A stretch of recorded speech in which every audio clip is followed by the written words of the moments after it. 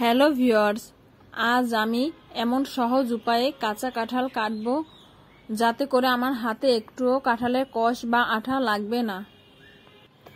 এজন্য প্রথমেই আমি একটি বাটিতে সরিষার তেল ও একটি গামলায় জল নিয়ে নিয়েছি। এখানে অবশ্যই সরিষার তেল নিতে হবে। এবারে আমার দু হাতে ও বটিতে ভালো করে সরিষার তেল মাখিয়ে নেব। এবারে কাঁঠালটি মাঝখান থেকে কেটে খোসা ছাড়িয়ে টুকরো টুকরো করে কেটে নেব। কাঁঠালের টুকরোগুলোকে জলের ভিতর রাখব।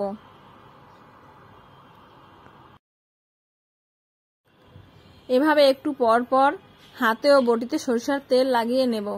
তাহলে আমার হাতে ও বটিতে একটুও কাঁঠালের আঠা লাগবে না।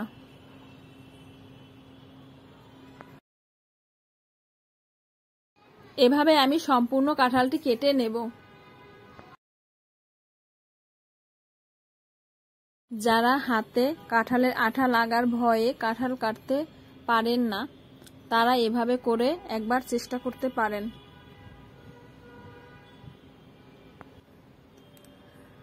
আমার ভিডিওটি আপনাদের ভালো লাগলে লাইক করবেন ও কমেন্ট করে জানাবেন।